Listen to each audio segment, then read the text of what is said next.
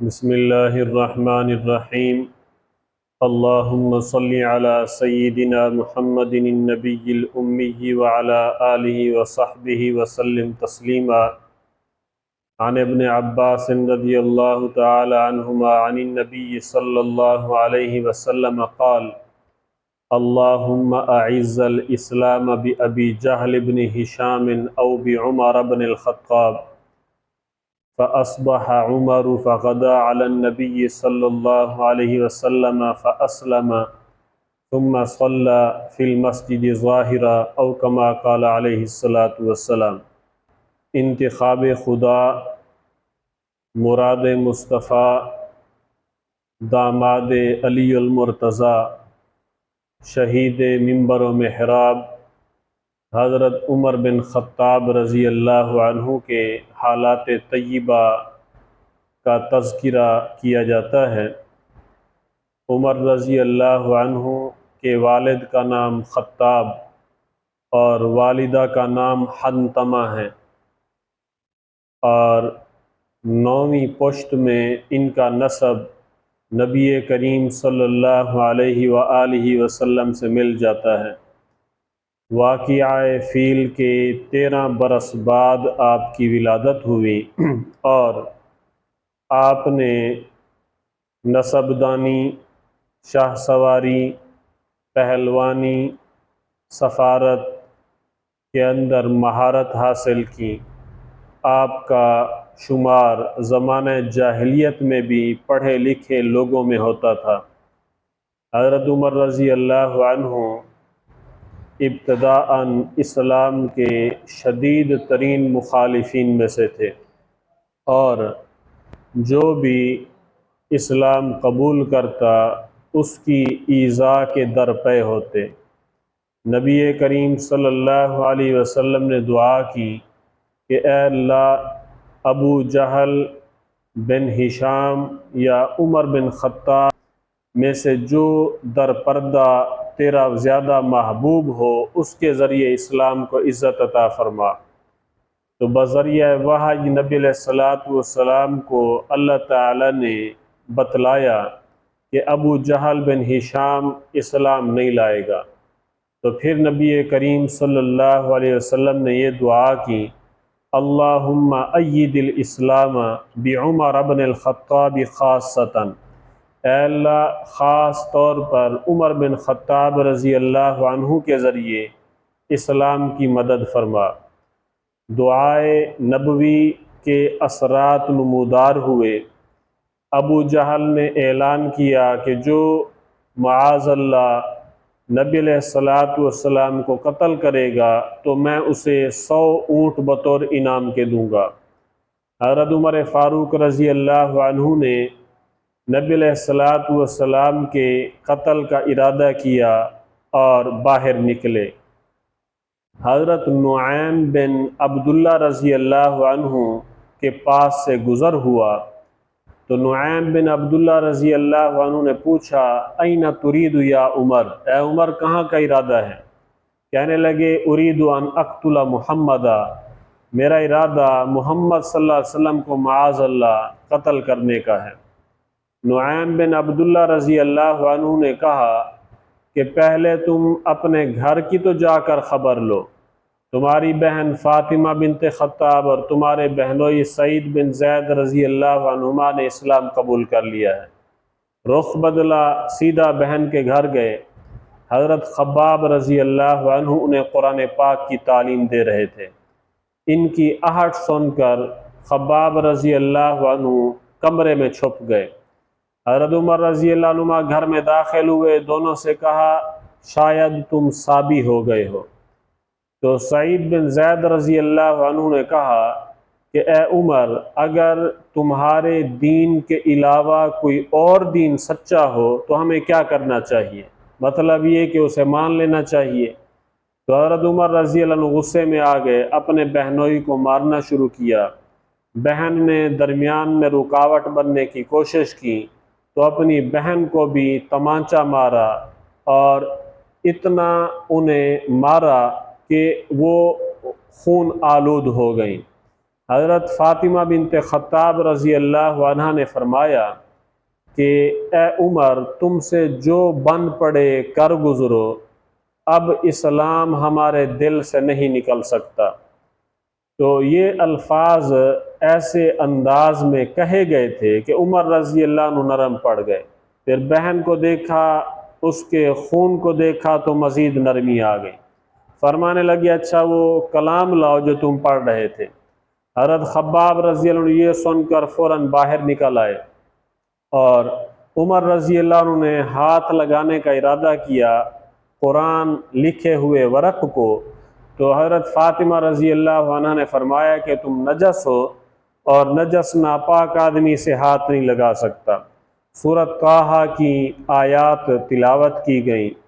14 number آیت اننی انا اللہ لا الہ الا انا فاعبدنی واقم الصلاۃ لذکری پر پہنچے تو حضرت عمر رضی اللہ عنہ بے اختیار پکار اٹھے، ما احسن ھذا الکلام، یہ کلام کس قدر اچھا ہے اور کس قدر بزرگ ہے، مجھے نبی علیہ الصلاۃ والسلام کے پاس لے چلو۔ خباب رضی اللہ عنہ فرمانے لگے کہ مبارک ہو، نبی علیہ الصلاۃ والسلام نے تمہارے حق میں دعا کی، وہ قبول ہو گئی۔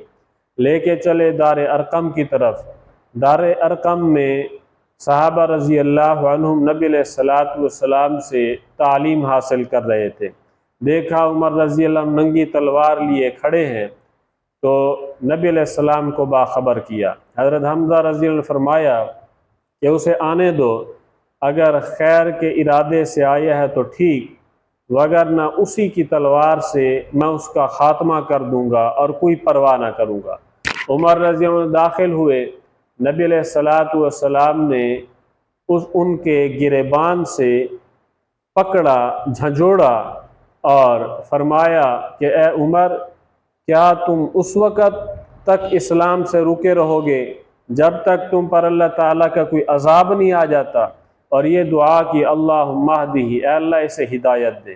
بعض روایات میں آتا ہے کہ کھڑے ہو کر معانقہ کیا اور عمر رضی اللہ عنہ کے سینے پر 3 مرتبہ ہاتھ مارا اور یہ دعا کی اے اللہ اس سینہ کو کینہ سے خالی کر دے اور ایمان سے بھر دے۔ اور نبی علیہ السلام فرمایا کس ارادے سے آئے ہو؟ عرض کیا ایمان لانے کے ارادے سے آیا ہوں، میں گواہی دیتا ہوں کہ اللہ تعالیٰ کے سوا کوئی معبود نہیں، اور میں گواہی دیتا ہوں کہ آپ اللہ تعالیٰ کے سچے رسول ہیں۔ نبی کریم صلی اللہ علیہ وسلم نے فرط مسرت سے تکبیر کا نعرہ بلند کیا، جس سے صحابہ رضی اللہ عنہ کو پتہ چل گیا کہ عمر رضی اللہ عنہ نے اسلام قبول کر لیا ہے۔ حضرت عبداللہ ابن عباس رضی اللہ عنہ فرماتے ہیں کہ حضرت جبریل علیہ السلام نبی علیہ السلام کے پاس آئے مبارکباد دینے کے لیے، اور عرض کی کہ آسمان والے بھی فرشتے ایک دوسرے کو عمر کے اسلام کی مبارکبادی دے رہے ہیں۔ تو اس طرح ان کے اسلام میں داخل ہونے کا یہ ذریعہ بنا۔ اور جس وقت قتل کرنے کے ارادے سے آ رہے تھے تو حضرت عمر رضی اللہ عنہ خود فرماتے ہیں، بخاری شریف میں روایت آتی ہے کہ میرا گزر کچھ افراد پر سے ہوا جو بچھڑے کو ذبح کر رہے تھے، تو میں وہاں پر کھڑا ہو گیا۔ اسی دوران بچھڑے کے پیٹ سے ایک شخص کے بولنے کی آواز آئی جو یہ پکار رہا تھا، یا آل ذریح امر النجیح، اے آل ذریح ایک کامیاب معاملہ ہے، رجل یصیح بلسان فصیح، ایک آدمی فصیح زبان کے ساتھ چیخ رہا ہے، پکار رہا ہے، یدعو الی شہادت اللہ الہ الا اللہ وان محمد الرسول اللہ، جو اس گواہی کی طرف بلا رہا ہے کہ اللہ کے سوا کوئی عبادت کے لائق نہیں اور حضرت محمد صلی اللہ علیہ وسلم اللہ تعالیٰ کے رسول ہیں۔ عمر رضی اللہ فرماتے ہیں کہ مجھے معاً یہ خیال ہوا کہ یہ مجھے ہی خطاب کیا جا رہا ہے، مجھے ہی پکارا جا رہا ہے، لیکن پھر بھی میں نظر انداز کر کے آگے قتل کے ارادے سے چلا گیا۔ غرضے کہ عمر رضی اللہ اسلام میں داخل ہوئے، ان کے اسلام میں داخل ہوتے ہی علل اعلان نماز پڑھی گئی۔ حضرت عبداللہ ابن مسعود رضی اللہ فرماتے ہیں کان اسلامہ فتحا، عمر رضی اللہ کا اسلام لانا یہ اسلام کی فتح تھی، وکانت ہجرتہ نصرتاً، اور ان کا ہجرت کرنا نصرت الہی تھی، वकानत इमामतहु रहमतन, और इनकी जो खिलाफत थी वो रहमत खुदावंदी थी। और जब हिजरत का मौका आया तो अलल ऐलान हिजरत की, खाना काबा का तवाफ़ किया और ऐलान किया कि लोगों सुनो, मैं हिजरत करके जा रहा हूँ। कोई ये ना कहे कि उमर ने छुप कर हिजरत की है। किसी ने अगर अपनी बीवी को बेवा कराना हो, औलाद को यतीम कराना हो, तो मुझे आकर रोक के दिखा दे। लेकिन किसी के हिम्मत न हुई कि उन्हें रोक सके। 20 अफराद को लेकर अलल ऐलान मदीना मुनव्वरा की तरफ हिजरत की। मदीना मुनव्वरा में नबी अलैहिस्सलातु वस्सलाम ने हज़रत उतबान बिन मालिक रज़ी अल्लाह अन्हु से इनकी मुआख़ात, भाईचारा कायम किया।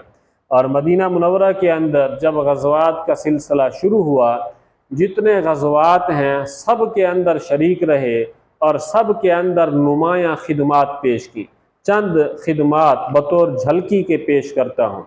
ग़ज़वा बदर पेश आया तो ग़ज़वा बदर के अंदर कुरैश के जितने भी कबाइल थे, हर कबीले का फ़र्द मुखालिफिन के सफ़ में शामिल था, सिवाय उमर रज़ी अल्लाह अन्हु के कबीला बनु अदी के बनु अदी का एक फ़र्द भी मुसलमानों के ख़िलाफ़ ना आया, सिर्फ हज़रत उमर फ़ारूक रज़ी अल्लाह अन्हु के रुअब व दाब के असर की वजह से। और ग़ज़वा बदर के अंदर जो सबसे पहले शहीद हुए हैं हज़रत महजा रज़ी अल्लाह ताला अन्हु, वह हज़रत उमर फ़ारूक रज़ी अल्लाह ताला अन्हु के ग़ुलाम हैं। इस तरह ये नुमायाँ खिदमत उमर फ़ारूक रज़ी अल्लाह अन्हु के हिस्से में आई। और ग़ज़वा बदर में उमर रज़ी अल्लाह अन्हु ने अपने हकीकी मामू आस बिन हिशाम को अपने हाथों से कत्ल किया, जिससे उमर फ़ारूक रज़ी अल्लाह अन्हु की इस्लाम से, नबी अलैहिस्सलातु वस्सलाम से महब्बत का अंदाज़ा लगाया जा सकता है। इसी तरह दीगर मकामात पे भी नुमायाँ खिदमात दी। हुदैबिया के अंदर इनका वाक़या मशहूर है, जब शराइत तय हो रही थी इनसे रहा ना गया। नबी अलैहिस्सलाम से आकर अर्ज़ किया, अल्लाह के रसूल सल्लल्लाहु अलैहि वसल्लम क्या आप नबी बरहक नहीं? नबी अलैहिस्सलाम फरमाया, क्यों नहीं, मैं नबी बरहक हूँ। फिर अर्ज़ की कि क्या हम हक पर और वो बातिल पर नहीं हैं? नबी अलैहिस्सलाम फरमाया, क्यों नहीं, ऐसा ही है।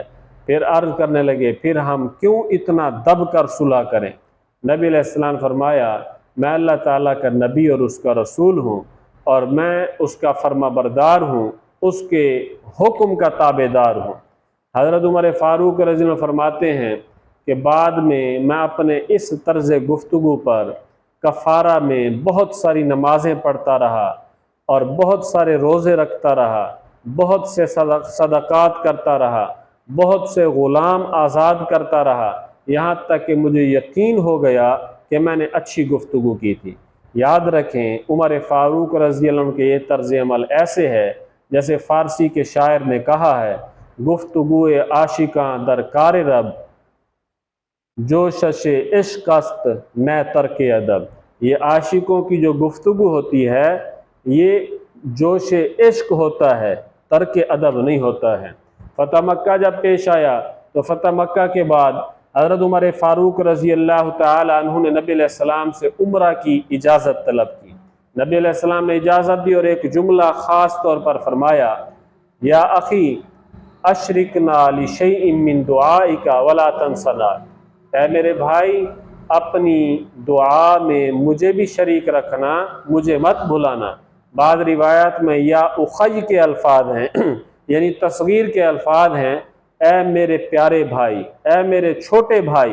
हज़रत उमर फ़ारूक रज़ी अल्लाह अन्हु फरमाते थे कि ये जुमला ऐसा है, अगर मुझे पूरी दुनिया भी दे दी जाए तो मैं खुश नहीं होऊंगा, इतना ये जुमला मुझे अजीज़ हुआ। हज़रत उमर फ़ारूक रज़ी अल्लाह अन्हु का नबी अलैहिस्सलातु वस्सलाम से महब्बत का पता इससे चलता है कि यहूदी और मुनाफिक ने नबी अलैहिस्सलाम से एक झगड़े का फ़ैसला कराया। नबी अलैहिस्सलाम ने यहूदी के हक़ में फ़ैसला किया। मुनाफिक ने सोचा कि उमर फ़ारूक रज़ी अल्लाह अन्हु कुफ़ार के हक़ में ज़रा सख्त हैं, उनके पास जाते हैं। उनके पास गए, यहूदी ने बातों बातों में बतला दिया कि नबी अलैहिस्सलाम ने मेरे हक़ में फ़ैसला फरमा दिया है, ये शख्स मुझे आपके पास ले आया है। हज़रत उमर फ़ारूक रज़ी, अच्छा यहीं पर ठहरो, मैं तुम्हारा फ़ैसला करता हूँ। घर गए, तलवार लेके आए और मुनाफिक की गर्दन उड़ा दी। फरमाया कि जिस शख्स ने نبی علیہ الصلوۃ والسلام کے فیصلے پر رضا کا اظہار نہیں کیا ہے تو اس کے لیے عمر کا یہ فیصلہ ہے۔ اسی بنا پر عمر فاروق رضی اللہ عنہ کا لقب نبی علیہ السلام نے فاروق رکھا، یعنی حق و باطل کے درمیان بہت زیادہ فرق کرنے والا۔ اور نبی علیہ السلام فرمایا ان اللہ جعل الحق علی لسان عمر وقلبہ، اللہ نے عمر کی زبان اور دل پر حق کو جاری کر دیا ہے۔ دعا ہے اللہ تعالی ہمیں صحابہ رضی اللہ عنہم کا ادب و احترام نصیب فرمائے اور ان کے اسوہ پر چلنے کی توفیق نصیب فرمائے۔ وما علینا الا البلاغ المبین۔